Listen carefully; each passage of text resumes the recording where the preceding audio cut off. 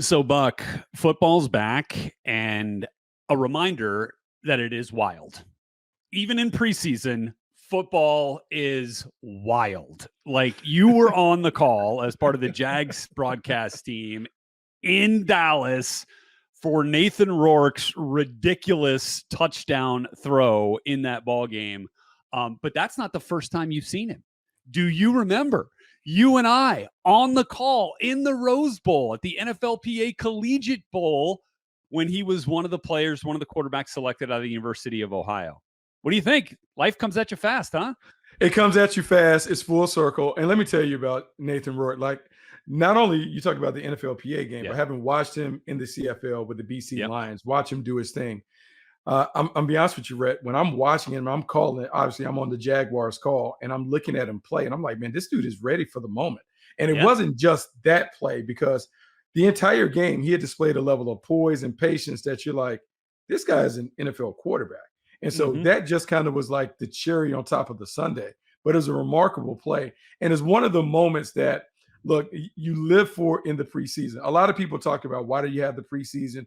Those things, there are a bunch of guys chasing dreams. But it's those moments, because that's the thing would live with him forever. It was a great moment. It was a great play for him. But I think it's one of those things that could be the difference in whether you make the team or whether you don't make the team, because it was a fantastic playmaking moment. My goodness. Breaks about 3 or 4 tackles. For those of you who haven't seen it yet, just go to the NFL social pages and you'll find it all over the place. Breaks 3 or 4 tackles, and then with the last tackler draped all over his legs, fires a shot into the end zone for a Jaguars touchdown, which was just electric. But just a quick backstory on Nathan Rourke, by the way, because, a reminder, never throw away your spotter charts that have all your notes from your game broadcast, because I went back and looked at it and I was like, God, that name sounds familiar, right? So this is a dude who was born in Canada, right? Played high school football in Canada his first 3 years, then moved down to Alabama to play high school football in Alabama, went 13-0 with that team his first year there, playing in the States, won a state title in Alabama.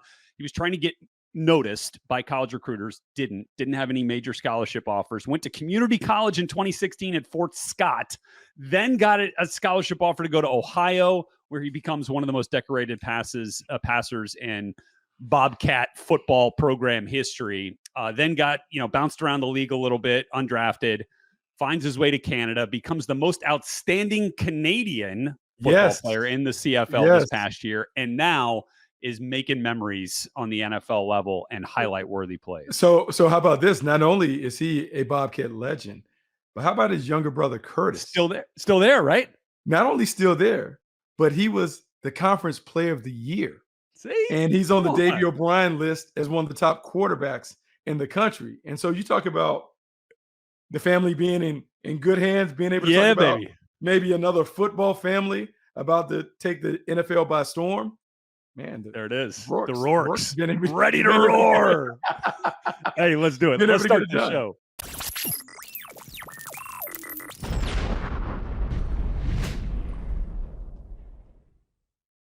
What's up, everybody? Welcome back to another episode of Move the Sticks. As you know now, Rhett Lewis and Bucky Brooks here with you on today's episode. DJ will be back with us later this week after calling his first preseason game with the Chargers as they took on the Rams in the battle for SoFi Stadium, which certainly had some intrigue to that one. But I think it's prudent for us to kind of go back, Bucky, and we're not just going to talk NFL today. We are going to have some college ball talk. I'll give you guys a little synopsis of what I saw down this summer from the Manning Passing Academy and kind of take you back there as we get set for week 0 of college football coming up real quick, like 2 weeks from now. So, but let's begin in the NFL preseason, Buck, by looking at some of these rookie quarterbacks that we saw for the first time.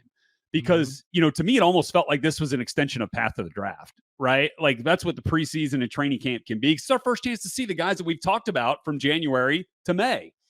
And let's start right at the top with the number 1 overall pick in Bryce Young. The Carolina Panthers had a chance to take on the Jets. And look, you never want to get too high. You never want to get too low on preseason. But I thought this was a fairly mediocre outing, not just from Bryce Young, but from the Panthers kind of as a whole. I mean, they had like 19 total yards in the entire first half of that game. So there's a lot of stuff to look at there. But for Bryce, do you have an overriding takeaway from his first NFL action? Well, overriding takeaway, I would say that the game didn't look too big. It didn't look too big for him. So a lot of times, the first NFL action, you're trying to figure out, do they at least look the part? Does it look like it's overwhelming them, or do they feel like they have a general command of the offense and what they're being asked to do? Does the operation time look okay? Are they getting from huddle to the line of scrimmage without any issues, the communication and those things? And then it's the performance and the production. And so he was fine. It was solid. It wasn't anything that necessarily stood out. The offense didn't really move the ball. He didn't No, look it did like not. he was like he was zero first downs. Like he was swimming in it. But you want to see better. And so I know, like a lot of times, coaches will attack the first game without a game plan. They'll just kind of call plays, not off the cuff, but it's important in week 2 that we see a little more play, a little more production and urgency from the offense when he's at charge. And again, top of show, we were talking about the moment for Nathan Rourke, right? And I think preseason can be about moments more than anything else. Not about results, not even really about stats, but it's about things that you can see and latch onto, whether good or bad, that can help predict a player's future performance in an offense or defense, I guess. But for Bryce Young's case, I think one thing that you were always kind of wondering in the back of your mind, despite the immense talent and the terrific production he had in college, was, all right, how's he going to hold up in the NFL game? Not the biggest dude out there. We talked about the size and all that at length. He got hit 4 times, 3 hits and 1 sack. And he got up each time, no worse for the wear. But I will tell you, it felt like some of those hits were more and more, I say, quote unquote, violent than I'd seen him get hit his entire college career. But he's good, which is great. Which is, if you're the Panthers, you love to see it. I mean, you do love to see it, but I mean, you don't want to see you want to limit it. Yeah, you want to limit the things, but Red, this is one of the things that we talked about, like running up to the draft when there were the concerns about the size, and everyone's like, "Oh, he's never been hit. He can protect himself or whatever." The NFL game, they catch up to you. It's different, no matter what. It's just a different game. You're going to take some big boy shots. And so the fact that he was able to get up, you love that. But I'll say this. For the Panthers, you want to make sure that you shore up the protection and give your franchise quarterback an opportunity to throw from the grassy knoll. And if you can't protect them, it's going to be an issue, because no matter who you are, no matter how big you are at quarterback, if you get hit consistently, you're going to get hurt. And so the Panthers need to make sure they shore up the protection issues to keep their franchise quarterback upright and around the entire season. Yeah, and as you mentioned, vanilla playbook, whatever. I mean, he did most of his operating from inside the pocket. And I think you're going to see Bryce Young on the move quite a bit when we get this thing rolling, would be my guess, just because he's got that athleticism, that ability to make those plays out on the run. And we didn't see a ton of that in this game. So I imagine maybe we see a bit more of it going into the second preseason game Friday, which you can see on NFL Network as they take on the Giants. Let's move to CJ Stroud, pick number 2. Houston up in New England to take on the Patriots in this game. Look, the first drive, you kind of want to wipe that one clean, right? Took a sack on first down, threw a pick on 3rd and 21. All right, let's flush it. Let's get back out there and let's go play. And I think, you can see some of the reasons why the Texans were excited to take him at number 2. And you've seen it throughout training camp if you've been in and around the Texans. Like, the big arm is there, the accuracy is there. Enough mobility is there. Now it's just a matter of putting all the pieces together around him, and getting comfortable. Yeah, I mean, and that's it. In fact, Red, I love seeing him struggle early, because the biggest thing for young quarterbacks is, how do they bounce back from adversity? How do they bounce back from poor moments? Do they have the confidence and the wherewithal? Hey, I throw a pick, but I'm gonna go right back out there. I'm gonna be the same gunslinger that I displayed before the mistake. And can I learn from that mistake while continuing to remain aggressive and those things? And I think for CJ Stroud, you want to get some of those things out of the way. That's what the preseason's for.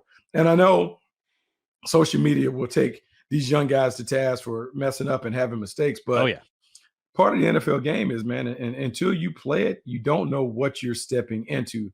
The speed of the game is faster. The defenders that you're dealing with are faster. The schemes that you're dealing with are more complex. And so you're trying to figure out all of this stuff on the move. And so you're going to make mistakes. The good ones find a way to work through those mistakes and get to the other side. And so we got a chance to see CJ Stroud kind of work through some of those issues that plagued him early in the game. Texans back at it against the Dolphins on Saturday, a game that you can see on NFL Network, 4 o'clock Eastern time, week 2 of the preseason. Moving on to number 4 overall pick. That was Anthony Richardson, of course, going to the Indianapolis Colts, who coincidentally was the only of the top 4 rookie quarterbacks drafted that played in this first week of the preseason that didn't take a sack. And you see his body type, you see his athleticism. That's not surprising. He definitely used a little bit of that physicality on a former teammate, I believe, Kyer Elam, as he kind of truck sticked him a little bit as he was going out to the sideline. Now, he did have an interception in this game, but I think once you kind of parse through that a little bit and look a little bit deeper, again, this is why you have to have some caution with box scores when you're in the preseason. One receiver took credit initially, and then I think Shane Steichen took credit for the call and what was going on. And so it's not, I think the moral of the story is interception, not necessarily on Richardson. He was trying to make a play, kind of, maybe a little bit more seasoned. He just kind of eats it, right? Or throws it, into the second row. Yeah, no, and I think one of the things that you want from your young quarterback is to learn, the ball is the most important thing. You got to value the ball. You can't turn the ball over and those things. It is better to take a sack or an incompletion than to give the ball to the other team. And a lot of times it takes young quarterbacks a while to do that, because remember, for Anthony Richardson, we'll judge him differently than C.J. Stroud and Bryce Young because he didn't play as much. Right. He doesn't have enough snaps, enough game experience maybe to work through some of the things that you work through as a collegiate. And so the Colts knew this when they took him. It is going to be a bumpy road for him because he has to learn how to play the game at the highest level while also teasing us with all this spectacular talent that is. So you're going to get a mixed bag whenever he goes out there. But if you're the coach, you're certainly encouraged because you talk about the athleticism, the arm talent. It's all there. It's now can you put it together and help him play the game at a high level. Yeah, and I remember I was on the desk leading into this game. We were kind of doing some game breaks for NFL Network during our preseason studio coverage, and was talking with Michael Robinson and Steve Mariucci about it. And I was like, I want to see him hit the easy ones. I just want to see him, stack some completions and do some of the things, because we know he can do the nutso stuff, right? We know he can do that wild, 80-yard throw down the field, or maybe take 80 yards on the ground for a touchdown like he did against LSU. So I wanted to see just some of the gimmies, because when I was out of practice, this is early training camp, those were still some of the things that were kind of plaguing him. And then to go back to your point with the reps and the experience and the seasoning, I also throw in the fact that this dude knows he is like a one-of-one athlete at quarterback, and there aren't many dudes like him in the world that can do what he can do. So it's got to be a difficult thing mentally to say, man, I know I can shake this dude off and still try to make this throw. Whereas the seasoned quarterback, the veteran might say, all right, maybe I can, but it's probably best that I don't. Right. Which is that process. And it's a learning process, and that's tough.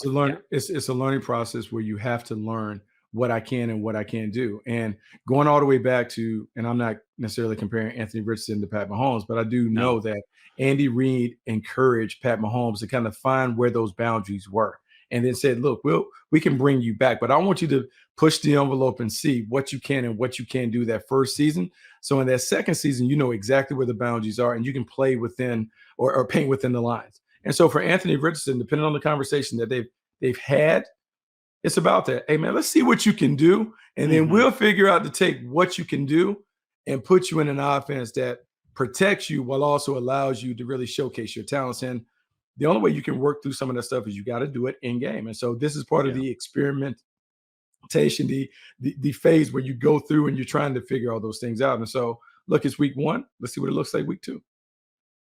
Yeah, exactly right. So looking forward to seeing Anthony Richardson take on the Bears, 7:00 Eastern time, also live for you on NFL Network. All right, let's move to the Tennessee Titans.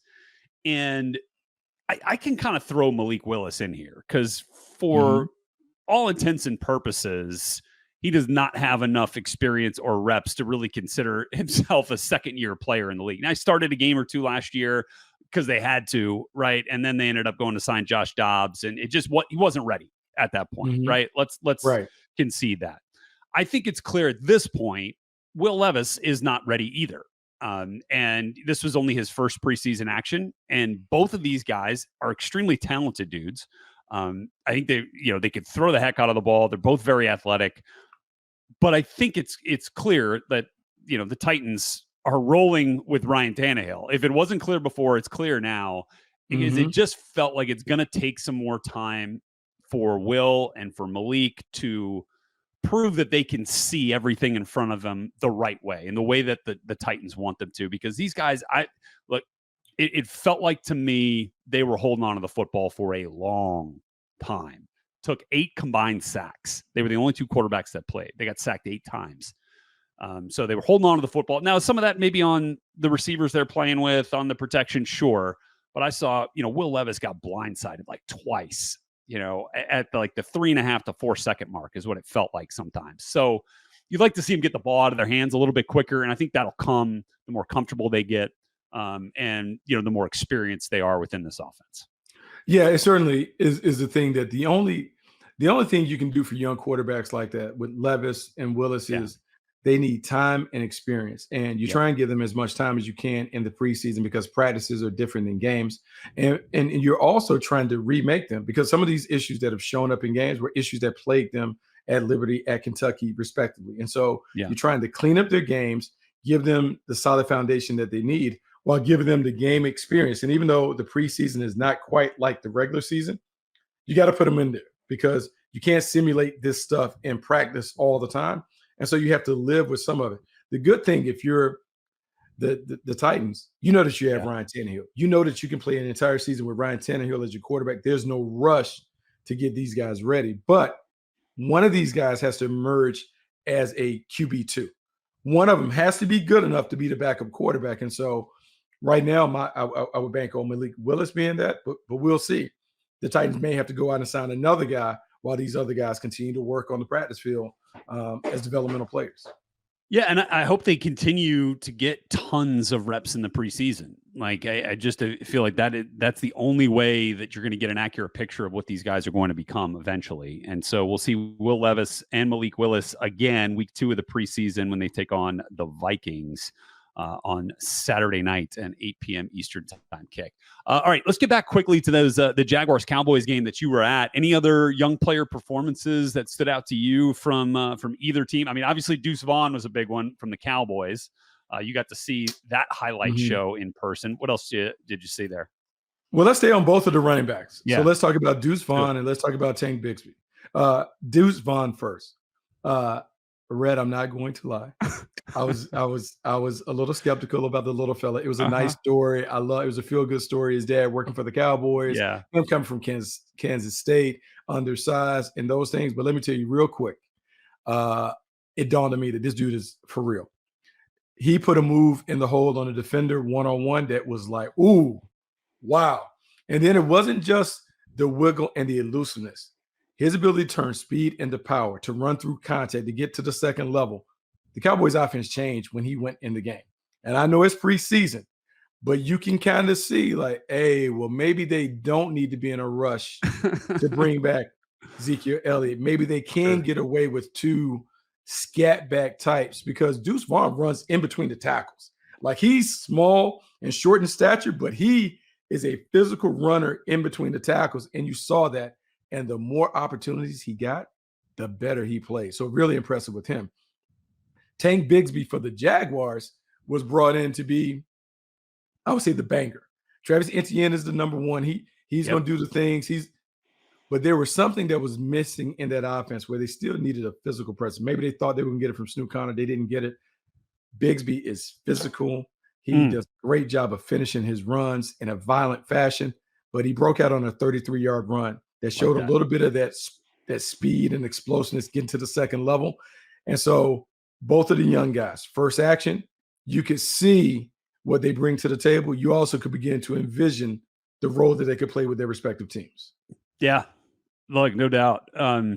And just kind of, because DJ's not here, I'll just go back to the Chargers-Rams game a little bit, because the symmetry in this thing is just ridiculous. Last time Stetson Bennett and Max Duggan played college football, it was at SoFi Stadium on opposite teams in the national championship. The next time they play competitive football in the NFL is at SoFi Stadium playing on opposite teams. Like that, That's look, football's weird, man. Football's wild. It's weird and it's amazing. It's why we love it. But Max Duggan, one of the rookie quarterbacks for the LA Chargers, and then Stetson Bennett, obviously 4th-round draft pick of the LA Rams. I don't want to get into them too much. It's a bit further down the line. Rams and Chargers hoping they never see him next year, right? Hope they continue to develop. But one guy that the Chargers hope they do see a lot of, and they hope they see him where we found him in this last game, is Quentin Johnston, and that's in the end zone. And for me, it was really great to see the payoff of all the social media highlight reels that we saw from training camp practices with Quentin Johnston. You saw him do some, you saw it in an actual live game setting, end zone, red zone monster. That's what he should be. And you add in another one of those weapons like Mike Williams to go along with Keenan Allen, Darius Davis too, by the way, his TCU teammate also on that team. Like, there's a lot to like now. As if there wasn't before, but about the way that this Chargers offense can attack a defense and the different ways they can do it. Oh man, this is a team that, and I feel like we always fall in love with the Chargers in the preseason. You see them because when you look at them on paper, there's not a team that has more talent than the Chargers. And when you look at the quarterback and you think about just all the pieces around him, he should be able to go. And then when you see this offense in action, whether it's the ones, the twos, the threes, look, there's a lot of sexy stuff that they do. And then with Kellen Moore coming over and what he is going to bring as an attack-minded offensive coordinator who wants to do it primarily through the air, but it gives them a different flavor, a different feel. You can see it. The thing for the Chargers will continue to be, one, can they keep Justin Herbert protected? Yep. Two, do they have enough balance to close out games so it doesn't become all lopsided in terms of we're chasing points, but we don't play the game right? And then defensively, what are they going to be on defense? Because we've seen, as great and as respected as Brandon Staley is for his defensive mind and acumen, you do wonder, man, this team, man, they give up a lot of yards on the ground. Yep. Can they continue to win doing that while being, hey, we're going to take the explosive plays away? And so how do the pieces of the puzzle come together? But this team, when you look at them on paper, they're one of the 5 best teams in the AFC. They should be in the hunt. But can they get it done? Because the hype has been around in the last 3 or 4 years. At some point, they got to get it done. And then the last thing, that I'll say about the receiver core, because it felt like, do they need another receiver? It's a little bit of a luxury pick with the Chargers. Well, think about this. Mike Williams, for as great as he has been when healthy, misses some games. Keenan Allen has missed some games in recent years. And now you don't lose another one of those alpha 1A targets. You bring Quentin Johnston in and it's like, okay, we're and then look, when they're all healthy, it's amazing. But you don't lose an element of your attack if one of those guys goes down. And the other part of it is you've now paid the quarterback. And when that really kicks in on the salary cap, you might have to make some decisions outside. Keenan Allen, Mike Williams. Mike's on a shorter deal, I think. Yeah. You have to have somebody that can step in and replace one of those guys. And so the economics change when you pay the quarterback. Yep. And so what you have around them, sometimes you got to mix and match high price guy with a draft pick. So they have options, and I would give them credit. They're probably a year or two ahead of the curve in terms of having to make that decision. But now you do it while you give your young guy an opportunity to learn before he has to step into that big role, as opposed to drafting a guy and saying, hey, you got to step right in and fill these big shoes that you're replacing. No doubt. All right, so we're not just talking NFL preseason. We're going to talk some college football preseason here in just a moment. We'll do it right after this break. Stick with us here on Move the Sticks. Right, Lewis, Bucky Brooks back here with you. Move the Sticks, rolling on to the college game here. We're just a couple of weeks away from kicking off week 0 of college football. It is a brand new world we're living in, although we are not here to solve NIL and conference realignment. But what we can talk about are the players that we're going to see this year. And I got a chance to see 40 of the best quarterbacks in the nation this summer down at the annual Manning Passing Academy, where Archie Manning invites the best quarterbacks out to be staffers and counselors to the high school kids that are out there running around trying to get better. And Buck, these settings well, and all the camp work that you do. These dudes, this was one of the best. This was the best in recent memory, just overall group that I've been around. Fun group. They enjoyed themselves. They competed like heck. And they actually coached like heck, like coached these kids up in a big way. I thought they made for a really valuable experience for a lot of those 1,250 kids that were there trying to get better. So I thought that was super cool. And I mean, like Drake May's out there. It's a guy that could be one of the top 2 quarterbacks drafted next year from your alma mater, UNC. I'll start there. I did get to talk to him a little bit. Chatted with him about Chapel Hill. I wanted to get to know the lay of the land because, as IU basketball, we don't need to go down to Chapel Hill to play you guys. So you guys always come to us. I mean, we always somehow it's the only team that I've ever known that only plays all home games when it comes to the Tar Heels. Like the only time I've ever seen Indiana play has always been in Assembly Hall. I never get a chance to see him in the Dean Dome. Ever. Well, we don't need to. We don't need to be there. We've been there. We don't need to do that. So that's why I wanted to get the lay of the land at Chapel Hill, just because I've never been. So Drake and I had a good time chatting. Phil Longo leaves, right, as offensive coordinator. You bring in a bit of a different system now that maybe a little bit less kind of all spread out and wide open, as Phil Longo now brings that attack to Wisconsin.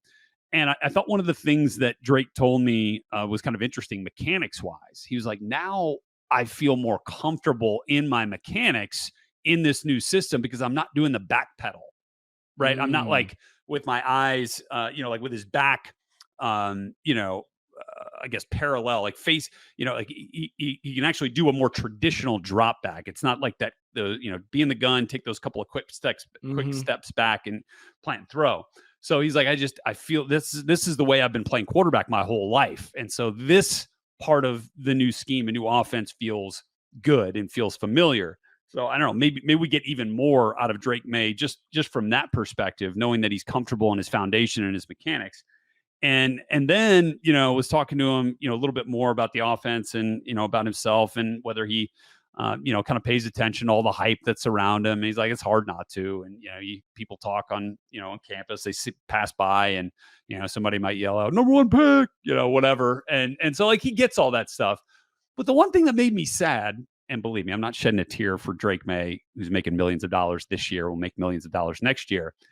But I was like, do you get a chance to like be a student at all? Like to be a college student athlete? Does it feel like you're getting the college experience, seeing as how hyped up you are and the continued professionalization of college sports? And he was like, no, not really.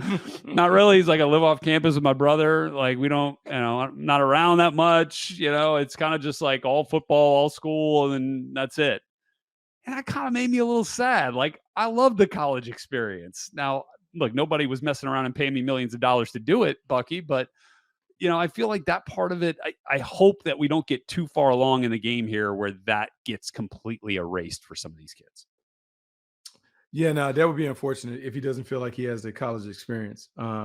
We had a chance to talk to him last week, and it was fun. It's fun to hear him. He's a very mature kid, like super mature when it comes to like just understanding what he's dealing with and all the things that he's learned, what he learned from Sam Howell and all those things. And so you want him to do that, but he's stepping into the beginning of what would be a pressure cooker for him over the next few years. Like his final seasons in college before he goes into the pros. And then when he gets to the pros, he's going to have to deal with expectations and all this other stuff. But you talk about guys who are ready to handle it. He appears to be ready to handle it. And the thing that I would say was overlooked, he said last year was the first year that he played. He hadn't played in 2 years, didn't have his COVID season, his senior year. Then he was a red shirt behind, or he sat behind Sam Howell.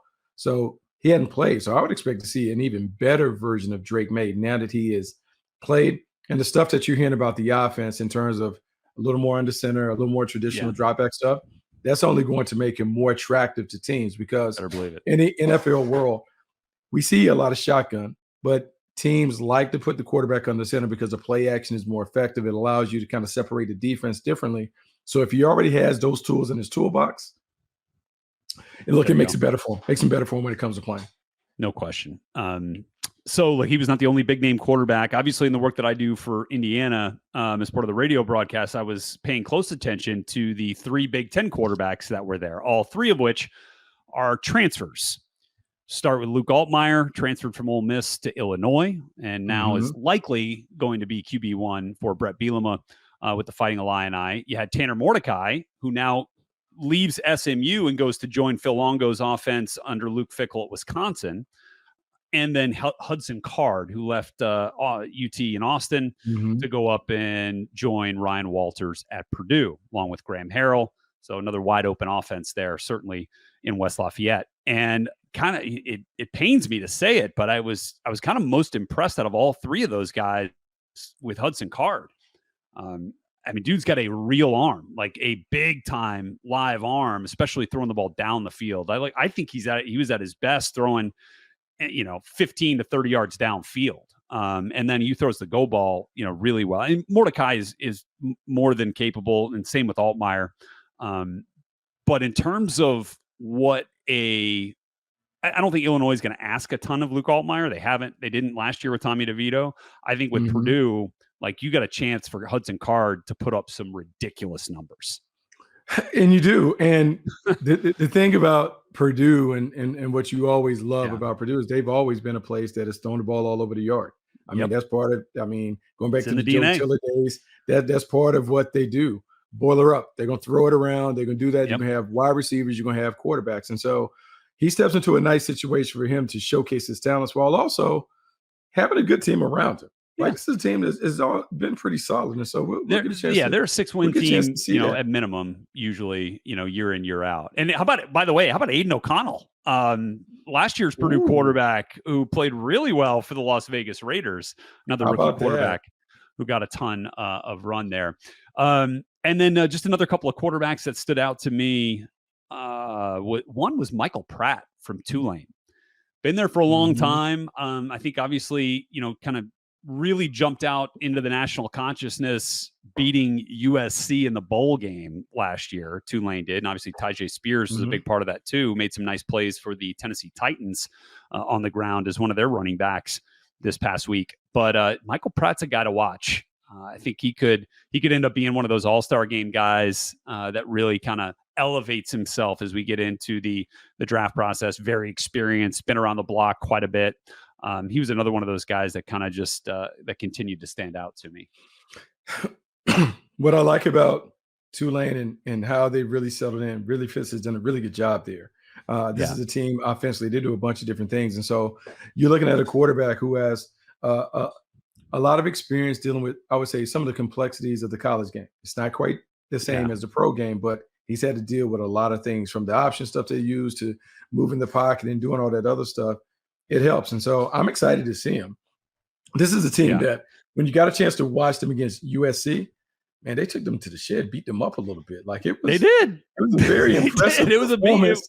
It was a very impressive performance. And so you like to see teams and guys that can kind of punch above their weight class. And so he's been able to do that. And so all eyes will be on him as he goes forward.